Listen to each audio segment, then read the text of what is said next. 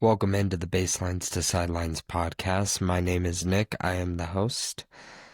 I am, this is going to be a baseball focused podcast with mainly focus on the Rockies, but especially for this episode, it's actually going to be more coverage of just baseball in general, and especially with the upcoming CBA the current CBA is expected to expire in December 2026, December 1st specifically. And after that, a lot of discussions are going to happen. More than likely, what I'm predicting is going to be a lockout. We're going to dive into that and much, much more here later in the show, but I wanted to introduce myself. Um, I am Nick. I am a baseball enthusiast looking to go into journalism, looking to go into this media field, and I have spent pretty much all my life around baseball and sports in general, which this podcast will also cover other sports as well at times, especially during the off season like baseball is in right now. And so this is meant to be a fun, relaxing podcast where it's just going to be kick back, relax, listen to me talk about baseball, nerd out on baseball, and, you know, hopefully inform you guys as to what's going on in the baseball community and in the sports community in general. Let's just have some fun. So, to start off, we're going to go into the collective bargaining agreement that is good. It's hot contention right now, because you have the the league who is really going to be pushing for a salary cap. You also have the you also have them pushing for more of a lowered luxury tax, which that's going to coincide a little bit with the salary cap. And then you also have them wanting to, I believe this is the league, I could be wrong, the league wanting to possibly essentially constrict the minor leagues. So they would do away with single A, both high A and low A, and just have double A and triple A. Now, you have the players' side of things where I know one of the things that's going to be brought up on their end is going to be a shortened season. And then you also have the players wanting to, you also want the players not wanting a salary cap. The MLBPA has been very loud about that they have no interest in a salary cap. Now, how does this all shake out for the current season? I know some people are asking. As far as the current season goes, what's mainly going to be looked at is in the off season, which we are in currently, is how teams are spending and how teams are going to be attacking the off season as far as contracts goes, trades go, stuff like that. So you have the Dodgers, the Yankees, the Phillies, a lot of your big market teams. Pretty much all of those guys are going to be at on par as normal. They're really not going to change anything. Now, as far as the smaller teams, so i.e. the Rockies, who I'm going to be covering a lot. You also have the Diamondbacks, you know, I mean, throw a small market team out there. Their focus, because of the CBA, because of how things are going to shake out, how they want to see how things shake out, they're not going to be spending the big contracts. They're not going to be putting up these 5 year, 6 year, 7 year longer deals that you would normally see. Now, for some Rockies fans, I think one thing to look at is going to be, yes, the CBA is going to play in a factor of that, but also the Rockies are just not in a point. They're not at a point to be making those big contracts. They're not going to be at a point to be spending those big contracts. They're at more of a point to be spending much shorter term, 1 year, 2 year deals. They actually just recently picked up Lorenzen off of they picked up a free agent right-handed pitcher, Lorenzen, who he is on I want to say it's a 2 year deal. And so that's going to be about the most I think you're going to see for however long or whatever more the Rockies do on that end. Now you have other teams as well. I know the Cubs just picked up Alex Bregman. He's going to be a bit more of an outlier because that's a big time fill for the Cubs because they needed a third baseman, kind of like how the Rockies need a first baseman. But the Cubs needed a third baseman, so they were willing to go out and spend that. Now, as far as much else spending, the Cubs really aren't going to be doing other spending. So now to get back on track, the Major League Baseball, when it comes to the small market teams, you're not going to be seeing the bigger contracts that we have been seeing in the past. So that's more to prepare for this collective bargaining agreement that's coming up. Now, what fans can expect, and you can actually, I think ESPN did an article either a few months ago or last year about this collective bargaining agreement that was upcoming. And one of the points that they hit on was what to expect to hear out of both sides. I would say, I kind of agree with this article, what you're mostly gonna hear is economics, salary cap, wages, higher player minimum wage, even though the last collective bargaining agreement that was just raised. So that brings me back to the luxury tax.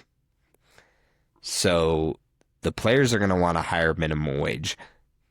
MLB is going to want a lower luxury tax, which then is going to feed into the salary cap. The players really aren't going to, more than likely, are not going to bite on that.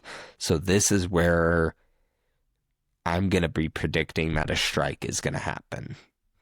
I would be shocked if there wasn't a strike. And I don't want a strike. Nobody wants a strike. But I would be shocked if there wasn't. Because the strike is almost inevitable with the salary cap. The salary cap is going to be that most contentious thing. And from what I've been reading, from what I've been hearing from other journalists, from other podcasters, from people around the league, this is going to be one that the MLB is going to really stand pat on. The Players Association, they're going to stand pat on not having a salary cap. So for the betterment of the league and for the betterment of the sport. Now, mind you, I grew up with a small market team my whole life. I grew up here in Colorado, so you could almost say I'm a little bit biased. But in general, for the betterment of the sport, I believe having a salary cap is going to be the better move than not having a salary cap, because not having the salary cap, I personally fear you're just going to see the Dodgers over and over. I mean, heck, the Dodgers just went back to back, and they're favored to go three-peat on this one. And then you have the Yankees who are willing to spend. You have the Red Sox who are willing to spend. You have all of these teams that are just willing to throw all this money, that your White Sox, your Rockies, your Diamondbacks, even the Cubs a little bit, the Milwaukee Brewers, Kansas City Royals, those are the ones that don't have that revenue influx, that TV deal, because the Rockies really don't even have a TV deal right now. So you have all of that. That's pretty much a perfect storm for just, we're going to see we're pretty much outside of one, maybe two other teams. You're going to see the same teams in the playoffs year after year after year after year. Call me a hater, call me a complainer, whatever. I truly believe that the salary cap is going to create that parity, the parity that so many people love in the NFL, where instead of it being 7, 8, 9 teams that you see year after year, it's usually 3 to 4 teams that you'll see year after year. But then that completely flips after about 7 or 8 years. I'd probably say closer to 6 to 8 years.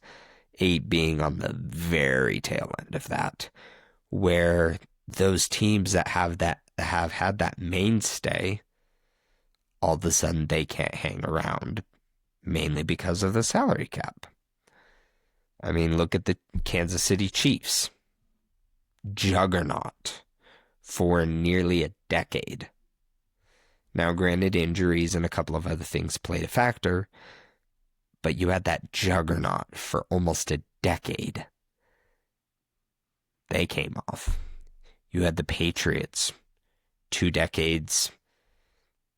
They're almost a slight bit of an outlier just because of Tom Brady's team-friendly deals, and I'm air quoting that for all of the listeners. But you have those teams that have that mainstay, but then they fall off. And then you have more teams that have that and then you have those new teams, those fresh teams, the young, cheap teams. They come into the mix, and then it's a whole new set, and it's a whole new parody. That is what makes the NFL the fun, monopolizing juggernaut that they are. And if baseball wants to even remotely compete, because they are not right now, they are just not. You can look at the statistics. Baseball is just not competing with the NFL. If you want to look at, if baseball even wants to have even a chunk of what the NFL has, I think a salary cap is a must. And with how hard the players are fighting that one, I think everybody knows the infamous quote of Bryce Harper. Rob Manfred walked into I think it was the Phillies locker room during the playoffs. It was either playoffs or regular. Actually, I don't think it was the playoffs. It was regular season. That's on me. I got confused for a sec. But during the regular season, Rob Manfred walked into the Phillies locker room. Bryce Harper looked right at him and said, if you are going to bring up if you're even going to talk about an effing salary cap, you better just turn around and walk out. That should say everything right there as far as the player's standpoint. So, I guess for my long rambling, what that kind of should give you some insight to is for all you fans that are small market fans, like myself, like the Kansas City Royals, a little bit of the Seattle Mariners. I would say they're a little bit bigger of a market, but not by much. Your Chicago Cubs, your Chicago White Sox, your Milwaukee Brewers, your Minnesota Twins, all of those teams, how you should be looking at this season is how your team is spending and more focus on development of the minor leagues. Because I know as a Rockies, as a person who loves and covers the Rockies, is hoping to cover the Rockies, because this is going to be my first year really kind of doing that on my own, is the development of the minor leagues. And, how about we dive into some of that with the Rockies? For the Rockies, the biggest thing is going to be answer at first base. What's the answer going to be at first base? What is going to be the answer at third base? Which is more than likely going to be Kyle Karras, but is Kyle Karras going to be the long-term option? You also have the second base issue because Thairo Estrada is gone. He was a one-year deal, didn't end up working out. Can I say I'm surprised? Not really. So the Rockies need to fill that void. They just signed an outfielder, Jake McCarthy, who had a really, really good 2024, fell off in 2025. Now so the question is going to be, how's Jake McCarthy going to be? I mean, he's a good left-handed bat, a pretty decent left-handed bat, and definitely more of a depth piece, but also the Rockies needed a left-handed bat so bad. I think beyond Jake McCarthy, there's only one other left-handed bat. Everybody else bats right-handed. That is not a recipe for success. Not that the Rockies have been a pinnacle of success anyway. Right now, coming off a 119 loss season. So the Rockies are trying to pick up these cheap deals and these cheap trades because, kind of bringing it back to the collective bargaining agreement, you have more of what are the Rockies going to be doing in the long term, and that's going to be the developing the minor leagues. Coming back to kind of my original point of that is, at this point, some of these prospects are going to be, can they play or can they not play? Biggest one I can think of in that regards is going to be Zach Veen. And I'm a Zach Veen fan. Like, you can't see it, but right behind me, I And for the listeners, I have a display wall right behind me. On one of the shelves, I have Zach Veen's Topps Now debut card. Not the one with the patch. It's kind of the next tier below that. I have his. I have that card. So I'm a big Zach Veen fan, but he is to the point with the short debut he had, and with kind of some of the feathers he ruffled in the organization. Is he or is he not the player of the future? This is a put up or shut up year. He has to show up at spring training, show that he can play damn good, just like he did in spring training of last year. Last year, almost every Rockies fan was calling for Zach Veen to start. They were calling for Zach Veen to be the starting right fielder straight out of spring training. Obviously, that didn't happen. And he gets called up, and he just did not show up. Did not show up in the least. So now it's a put up or shut up year. Can you play or can you not play? Another person in that category, Adiel Amador. I liked him in the minor leagues up until right before his call up. I was kind of tepid on him. And he had some good flashes here and there, but he was not the prospect I was originally hoping for, especially at second base. I was really hoping for him to be the Brendan Rodgers replacement, and he just was not that.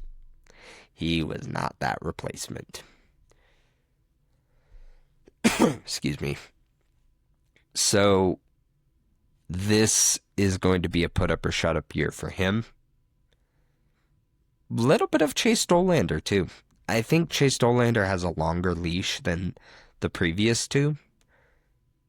But Chase Dollander is on a leash. He is one of those where unless he really starts to show up and, puts that fastball to good use, mix it up with that curveball. Me personally, I think he needed to use that curveball a little bit more. Granted, at altitude, it's not easy to spin a curveball. But I think he could have used that a little bit more instead of just going gas, gas, gas, gas. And I know he has a couple of other pitches in his arsenal, but his bread and butter was the high fastball in the upper corners, and then you make him bite with the curveball. That, I think, is where Chase Dollander has the biggest success. And so I think that's going to be a put up and shut up year for him. Now, to recap, because we're kind of starting to wind down towards the end of the show, and I realize I've kind of been jumping topics and rambling all over the place a little bit, but to kind of wrap things up, going back to the collective bargaining agreement, it's going to be really interesting, especially come October, November. That's when those talks are really going to start heating up. You're going to see some informal talks, mostly come spring training. Those talks are going to happen.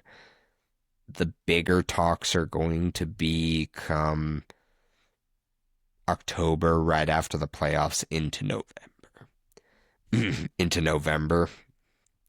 That's where you're going to see a lot more of those talks happening. And I'm really fascinated to see how volatile the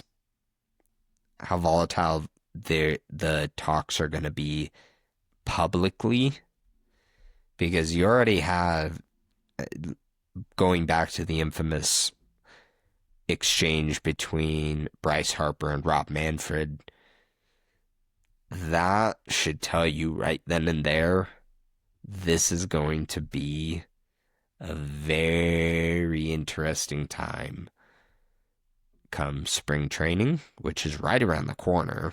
I want to say 3.5, 4 weeks away. I think in 5 weeks, there's going to be some spring training baseball being played, which is wild to think about because it feels like I was on the couch watching the World Series just yesterday. But I'm curious to see what those talks are going to be spring training, and then after spring training, when November rolls around. That's going to be the fun part. So pay attention to that. And then let's hope for that there's not a strike, but prepare for a strike. I'm going to be completely honest. It is time. You better prepare for a strike because I fear it's coming. And yeah, but I hope you guys enjoyed the show. I hope you guys want to stick around for the next episode. And next episode, we're going to be diving more. Next episode is going to be more of a Rockies focused podcast where we're going to be talking about we're going to go more in depth on the pieces that they just picked up in Jake McCarthy and Lorenzen. We're also going to be talking about what the starting pitching is going to look like and possibly the bullpen. And I'm also going to dive in more into what my expectations are going to be for certain players going into the 2026 season. And yeah, but I would thank you guys for watching and or listening. And this was Baselines to Sidelines signing out, and I hope to catch you in the next episode.